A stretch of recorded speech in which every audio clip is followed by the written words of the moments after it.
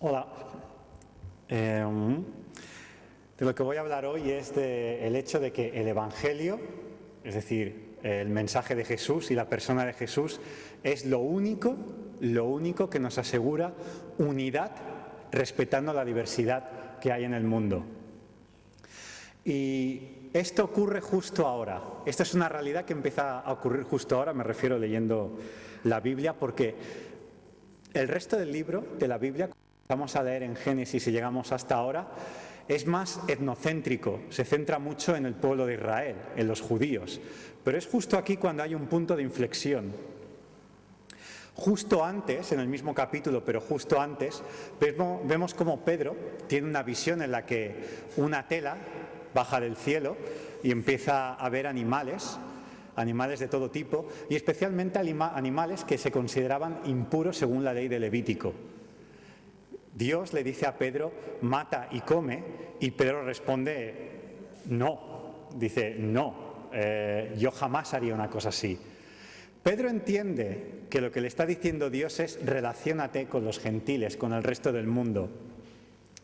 Pero Dios le contrarresponde de la siguiente forma, lo que Dios ha purificado, tú no lo llames impuro.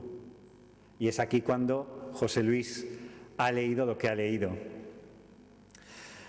Y cuando Dios le dice mata y come, es eso, es relaciónate con los demás, con los gentiles, con ese resto del mundo que ha quedado como excluido de relacionarse directamente con Dios, porque lo que Dios ha purificado no lo llames impuro.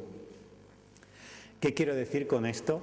El nuevo Israel, la Iglesia, está hecha de toda la diversidad de la raza de la tierra. La diversidad es el plan de Dios.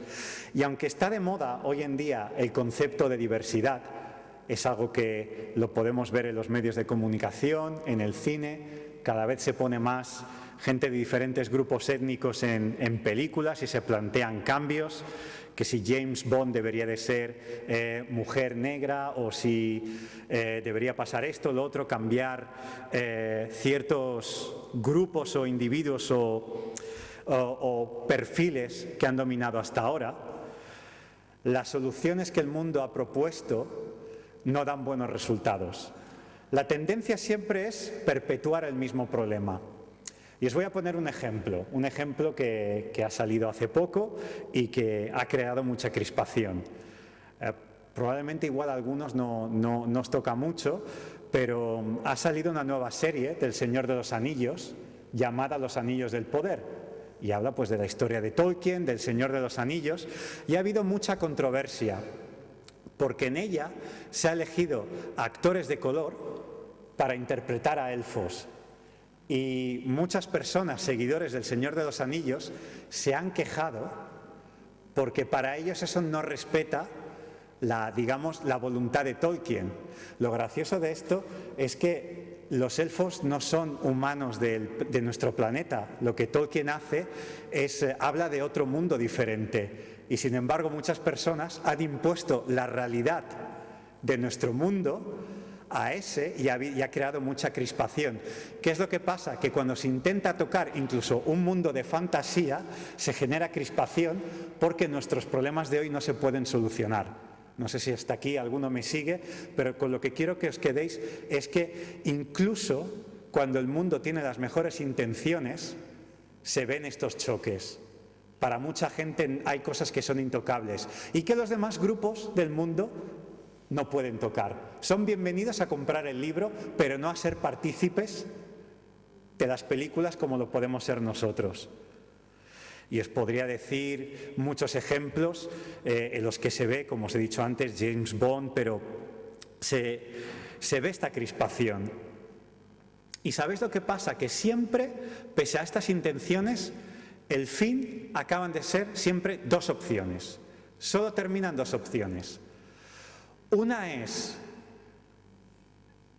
crear una unidad a base de sacrificar la diversidad, es decir, todo el mundo es bienvenido y se acepta mientras se adapte al grupo dominante. Y esto lo vi con un amigo mío que no paraba de enviarme música de todo el mundo, pero lo que al final pasaba es que todos eran raperos. Me pasaba vídeos de gente de la India vestidos de hindús, pero hacían rap. Y lo mismo pasaba con chinos y con todo. Y digo, esto no es diversidad, esto es gente vestida de muchos colores, pero acaban haciendo tu producto occidental. Y esto es un ejemplo de cultura dominante que da la bienvenida a todo el mundo mientras se adapte a ellos. Se reconoce que hay diferencias, las diferencias no se reconcilian, la única forma de tener unidad es eliminando las diferencias, eliminando la diversidad. La otra solución es reconocer las diferencias, pero entonces se sacrifica la unidad. Y esto lo vemos en las ciudades hoy en día, los guetos, los barrios. Pasa a muchas ciudades y está el Chinatown, el barrio chino. Y ahí los chinos pueden ser muy chinos, pero fuera de ese barrio no tan chinos. Y los demás no pueden ser mucho los demás porque se tienen que adaptar a ese barrio. Y lo mismo pasa con el barrio judío, con el barrio latino, con el barrio tal, con el barrio pascual. Es decir, se segrega, se acepta la diferencia, pero entonces no puede haber unidad. Repito, una opción es la unidad a costa de la diversidad, la otra es se acepta la diversidad pero no puede existir unidad. Entonces se necesita algo que sea más poderoso que lo que el mundo ofrece para poder crear esa unidad, aceptando y dando la bienvenida y respetando la diversidad. Como veis, esto no es un dilema moderno, aunque ahora está de moda, pasa en el libro de Hechos. Aquí empieza a ocurrir. Y de hecho, en el libro de Hechos empieza a pasar algo, que es la tensión entre los gentiles que creen en Jesús y los judaizantes, o también llamados defensores de la circuncisión, que son aquellos que dicen, sí, los gentiles pueden venir a Jesús, pero tienen que hacerlo a través de convertirse al judaísmo. Y se ve esta tensión en el libro de Hechos y se ve en las cartas de Pablo. Y esto pasa hoy en día, no con la circuncisión, pero sí con elementos culturales. Así que me gustaría hablar de dos cosas en este sermón. Quiero hablar de dos cosas. Una es, la diversidad tiene su origen en Dios y su razón en Dios. La diversidad le pertenece a Dios. Y la otra es, en consecuencia a esto, la aplicación es que nosotros hemos sido llamados a romper barreras. Porque aquí se rompen barreras. En este texto el mensaje del Evangelio empieza ya a propagarse a los gentiles. Entonces quiero hablar del primer punto. La diversidad tiene su origen en Dios y no en la modernidad humana y no en el siglo XXI. No, su origen está en Dios. ¿Qué está pasando aquí en Hechos 10? Se están cumpliendo muchas escrituras, las cuales hablan de que los gentiles llegarán junto con los judíos a alabar a Dios por igual. Tres características. La primera es esta. Es el plan de Dios, desde antes del principio de los tiempos, que el ser humano, el reino de Dios, sería compuesto por diversos grupos, por todos los grupos de la tierra. Es el plan de Dios desde siempre. Él creó a Adán y Eva, de ellos dos vienen las demás naciones y tribus y etnias de la tierra, y desde el principio, desde Génesis 1, Dios bendice a Adán y a Eva a que se multipliquen, a que sean bendecidos y a que pueblen la tierra. Y nunca menciona a un grupo por encima del otro. Todos venimos de los mismos hombres y todos hemos sido llamados a ser bendecidos por igual. Y aunque las cosas se rompieron, luego Dios llama a Abraham y le dice que en él todas las familias de la tierra serán bendecidas. Y cuando dice todas las familias de la tierra, y estoy haciendo hincapié en Génesis, es una forma de decir todas las etnias de la tierra serán bendecidas. Y luego hay muchos textos en el Antiguo Testamento, profecías, por ejemplo, Oseas, habla de la inclusión de los gentiles como pueblo de Dios. Así lo entendió el apóstol Pablo en Romanos 9, cita a Oseas para justificar que la inclusión de los gentiles no es algo que aparece de la nada en el Nuevo Testamento, sino que ya está en el Antiguo. El Salmo 68 habla de naciones alabando al mismo Dios que los judíos. Y en Isaías 19, versículo 25, podemos leer que Dios llama a Egipto, un gran enemigo de Israel, lo llama mi pueblo. Estoy citando unos cuantos textos de los muchos que podría citar. Y aquí, en este texto, en Hechos 10, se está haciendo realidad todo esto. La segunda característica de las tres que quiero destacar es que la diversidad tiene su razón y su epicentro en la persona de Jesús. Veréis, hay un momento en el que Pedro le habla del Evangelio a Cornelio. Esto lo podemos ver de los versículos 34 al 43 y le hace una exposición del mensaje del Evangelio. En esta exposición vemos varias cosas. Una es que Jesucristo es llamado el Señor de todos. Y esto es muy explícito. ¿Qué quiere decir Pedro cuando llama y le dice a Cornelio, Jesucristo es el Señor de todos? Jesucristo es el Señor de los judíos y de los gentiles. Por lo tanto, todas las razas de la tierra le pertenecen a Jesús por derecho legítimo. La otra es que en el versículo 38 justifica que por méritos absolutos de Jesús, todas las razas le pertenecen a Jesús. Porque Pedro destaca en el versículo 38 que es por la bondad de Jesús, por el bien que hizo, que Él tiene derecho a comprar gente de todo pueblo y de toda nación. Así que hasta ahora hemos visto que todos los pueblos de la tierra le pertenecen a Jesús por derecho legítimo, pero también por méritos. Y hay otra cosa que quiero decir sobre esto, y es que Jesús mismo representa de forma absoluta y de forma impresionante la unidad en la diversidad. Él tiene dos naturalezas, la divina y la humana. Como divina, Él representa a un Dios trino. Tres personas, cada uno de ellos 100% Dios, pero solo es un Dios. Es unidad en la diversidad de la forma más perfecta y absoluta, algo que nos estalla a las mentes cuando lo intentamos pensar. Pero en su humanidad, Jesús, está hecho de sangre hebrea, moabita y caldea. Es decir, Jesús mismo es una mezcla. Y es más, vivió en Egipto, fue forastero en Egipto. Jesús representa la diversidad y la unidad como nadie en este mundo. Así que la diversidad tiene su epicentro y su razón de ser en la persona de Jesús. Y la tercera característica que quiero destacar es que la redención, la salvación obtenida por Jesús dota a todo pueblo por igual para ser santo, es decir, escogido por Dios y representar la imagen de Dios, pero también para el servicio, para la misión. Esto lo podemos ver en los versículos que van del 44 al 48, en los que podemos ver el Espíritu Santo descendiendo sobre Cornelio y los demás gentiles. Y en la venida del Espíritu Santo, cuando desciende sobre esta gente, podemos leer que empezaron a hablar en lenguas y a alabar a Dios. ¿Esto nos recuerda algo? Esto es en Hechos 2, cuando sucede Pentecostés y desciende el Espíritu sobre aquella comunidad, empiezan a hablar en lenguas y a alabar a Dios. Es lo mismo, es la misma frase escrita aquí. ¿Qué quiero decir con esto? Que está ocurriendo otro Pentecostés, sin mediación de Pedro. Pedro ha venido, ha hablado del Evangelio, pero Pedro no por su poder o por su carisma o por su voluntad, no es lo que está ocurriendo. Es decir, esto no está ocurriendo por mediación de Pedro. Pedro aquí es un observador y él está viendo cómo Dios, sin necesidad de Pedro, está escogiendo a los gentiles para que sean pueblo de Jesús, pueblo de Dios, y sean dotados también para la misión. Es decir, la exclusividad judía ha terminado aquí.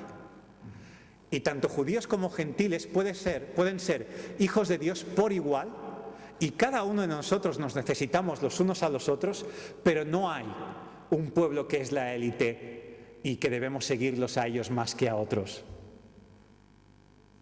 Es lo que está ocurriendo aquí. Es más, esto no solo ocurre a los ojos de Pedro, sino que, como os he dicho, y lo podemos ver en el versículo 45, esto ocurre ante los defensores de la circuncisión. Ellos se asombraron de esto. Esto ocurre ante los defensores de la circuncisión. Aquellos que decían, sí, los gentiles pueden convertirse al Señor Jesús, pero tienen que hacer el proceso de convertirse también a nosotros. Circuncisión, ceremonias, es decir, hacerse judíos. En conclusión, aunque ahora el mundo promueva la diversidad, tiene su origen y destino en Dios. Y por lo tanto debemos recuperar lo que es nuestro, no del mundo. Esto es nuestro. Pero lamentablemente nosotros podemos ser como el mundo. Hasta ahora he dicho cosas que seguro que coincidís conmigo 100%, imagino. Son eslogans que los tenemos muy interiorizados y los sabemos que Dios ha escogido a gente de toda lengua y nación, a gente de todo tipo, y esto lo sabemos, y es muy difícil que nos sintamos desafiados cuando leemos este texto, pero yo creo que cada uno de nosotros tiene un defensor de la circuncisión dentro. Y no estalla precisamente con temas del judaísmo o de promover la circuncisión, pero estalla cuando dentro de la Iglesia hacemos como estas personas que se quejan de lo que ha pasado con la serie del Señor de los Anillos. Y entonces ocurre que en iglesias, que ocurren en un país concreto, viene gente de fuera y queremos que se adapten mucho a nosotros. Y hasta cierto punto es verdad, cuando vas a un país nuevo tienes que adaptarte a ciertas costumbres y saber ciertas cosas, pero muchas veces lo que mucha gente hace, o muchos de nosotros hacemos, es deja de ser como eres para que seas como yo. Y ahí se va a un paso que es muy peligroso. Y esto se manifiesta en muchos aspectos, como cómo hacemos la alabanza, cómo celebramos a Dios, cómo vemos ciertas cosas. Hay cosas que son correctas o incorrectas y hay otras cosas que son formatos culturales. Y muchas veces la Iglesia, en vez de estar más dominada por una visión del reino, y esto lo vemos en Apocalipsis, donde vemos que Jesús está en el trono y que las demás naciones e incluso los ángeles por igual adoran a Jesús en el trono, muchas veces lo que queremos es, en vez de reflejar eso, y que una iglesia local debería de reflejar eso, un lugar donde aquí todos somos iguales, muchas veces imponemos nuestra persona e imponemos nuestra cultura como forma dominante. Y esto ocurre, aunque creamos a veces que no, esto ocurre. Podemos ser como defensores de la circuncisión. ¿Y sabéis lo que pasa? Esto es una máxima idolatría, porque muchas veces ocurre que aceptamos a personas como miembros de la Iglesia, pero los dejamos en esa silla, a que se queden ahí congelados. Y pueden pasar años y hay gente que son diferentes a nosotros y los aceptamos como miembros, pero no vendrán nunca a nuestras casas, ni nosotros a las de ellos. Ponemos límites, porque a no ser que sean como nosotros, no serán iguales o igual de bienvenidos que lo serían personas dependiendo de qué grupo étnico o depende de qué nación. Y estas son barreras que se han de romper. Estas son barreras que se han de romper. ¿Sabéis lo que veo? Que hacemos muy bien en pelear contra el pecado de la inmoralidad sexual. Eso es algo estupendo, pero muchas veces me da la impresión que es lo único contra lo que luchamos. Y cuando veo el Nuevo Testamento, un gran enemigo que aparece en el Nuevo Testamento es el elitismo cultural. Es cuando hay tensión entre judaizantes y gentiles. Es algo muy grande que ocurre y creo que para nosotros es una cosa muy secundaria, que ni lo pensamos, que ni le prestamos atención. El pecado de inmoralidad sexual es lo gigante. Y sí, es verdad, hay que pelearlo, es algo muy, muy importante, pero el elitismo cultural, racial, étnico, de lengua, de lo que sea, es algo muy denunciado por Dios en su palabra. Y es algo que ocurre mucho en el Nuevo Testamento. Y es algo que siempre causa tensión. ¿No lo vemos hoy en el mundo? ¿No lo vemos hoy en el mundo? Ocurre también en las iglesias. En las iglesias, por supuesto, estamos en un país, hay cosas que se han de respetar, pero no hasta el punto de deja de ser tú para ser como yo, porque esto es hacer que las personas se conviertan a mi imagen y semejanza, en vez de todos nosotros convertirnos a imagen y semejanza de Dios. Y es la máxima idolatría. Jesús dice que seremos conocidos como sus discípulos cuando nos amemos los unos a los otros. Y muchas veces el adáptate a mí es te amaré cuando te parezcas a mí. Cuando hagas lo que yo hago y cuando te parezcas a mí. Mientras tú seas tú, una barrera. Y deberemos tener en cuenta que eso es grave, eso es durísimo. Y ahora quiero ir a la otra parte, que es la parte práctica. ¿Cómo podemos romper barreras? Porque hemos sido llamados a romper esas barreras. Esto ocurre en el Nuevo Testamento, ocurre en el siguiente capítulo, si lo leéis. Pues de varias formas. La primera es imitando a Pedro, que en obediencia, aun cuando no había sido del todo transformado, obedece a Dios. Pedro todavía no estaba comprendiendo lo que estaba pasando, y esto lo podemos ver en los versículos que van del 19 al 24. Pedro estaba perplejo por lo que había visto, esa sábana, esa tela caer con los animales, aún no lo estaba comprendiendo bien. Pero la voz de Dios le dice: Pedro, van a venir unas personas, unos gentiles, hospédalos y luego vete con ellos. Y Pedro obedece. A veces somos muy platónicos, muy poéticos. No daré la bienvenida o no obedeceré en este aspecto hasta que mi corazón no esté en un status quo perfecto, que brille, que sea como un diamante. No, porque muchas veces la transformación ocurre cuando vamos dando pasos. Y esto es lo que ocurre con Pedro. El otro paso es comenzar por respeto, y esto es por todos los bandos. No me centro en un solo grupo cultural. Yo creo que todas las culturas de la tierra acaban cometiendo de distintas formas el mismo problema. En el versículo 33 vemos cómo Pedro muestra respeto por Cornelio y Cornelio demuestra mucho respeto por Pedro. El respeto es algo con lo que hemos de empezar, pero no solo quedarnos ahí, hemos de ir más allá, y es el aprender a convivir y a compartir intimidad juntos. Y veréis, esto lo saco porque vemos que los hombres de Cornelio se hospedan con Pedro. Esto también fue un desafío para ellos y para Pedro también. Comieron juntos. Veréis, en este formato cultural, en este contexto, el comer juntos era algo muy íntimo. También lo es para nosotros, pero para este contexto es algo muy íntimo. Esto no lo haces con cualquiera. Invitar a alguien a tu casa a comer, lo haces con gente que de verdad te importa. Compartes toda tu persona. El comer con otro era algo muy íntimo. Y es lo que empieza a pasar aquí. Pedro empieza a conocer íntimamente a los gentiles y los gentiles empiezan a conocer a Pedro de forma íntima. También hay otra cosa que recomiendo sacada del texto, que es tener la madurez para confesar que esto es un trabajo duro.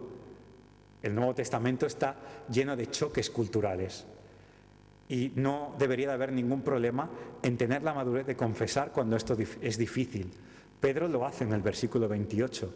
Le expresa a Cornelio y a su gente lo difícil que es para un judío hacer lo que él está haciendo. Y yo creo que Cornelio también responde con madurez, porque él acepta la dificultad de Pedro y acepta que están ocurriendo cosas a las que no están acostumbrados. Y haciendo estas cosas que acabo de decir, que están sacadas del texto que acabamos de leer, viene la transformación. De hecho, podemos ver la transformación de Pedro en los versículos 34 y 35, cuando dice, ahora comprendo que para Dios no hay favoritismos, sino que en toda nación Él ve con agrado a los que le temen y actúan con justicia. Él dice, ahora comprendo. Hay un antes y un después. Y esto es cuando él escucha la experiencia de Cornelio, cuando él ve que Dios está llamando a Cornelio, que Dios no ha quedado limitado a los judíos, sino que Dios se está dando a conocer a los gentiles. Y cuando él escucha el testimonio de Cornelio, él dice, ahora veo que para Dios no hay favoritismos. Ahora Todo lo que ha ido pasando ha sido un proceso y ahora comprendo esto. Debemos dar estos pasos, convivir con otros, invitarlos a nuestras casas, ir a sus casas, conocer íntimamente. Ahí es donde van ocurriendo las transformaciones. No simplemente quedándote en tu habitación hasta que todo acabe perfecto en tu corazón. Eso no ocurre. El choque, desafortunadamente o afortunadamente, va a existir y hay que aprender a lidiar con ello. Hay que aprender a lidiar con ello. La práctica nos transforma a nosotros. Es lo que Dios ha escogido como herramienta para cambiarnos. Y esto está en nuestras manos. Esto está en nuestras manos. Esto nos transforma a nosotros como individuos, pero transforma también nuestras iglesias. ¿Y sabéis lo que ocurre con esto? Que así mostramos que la iglesia es la verdadera comunidad hecha de diversidad. Y esto es un puro reflejo del reino de Dios, de lo que vamos a disfrutar por toda la eternidad. Y esto refleja la persona de Dios, el carácter de Dios. Un Dios que ama a todos y que creó las diferencias, no para eliminarlas, sino para unirlas en la persona de Jesús. Amén.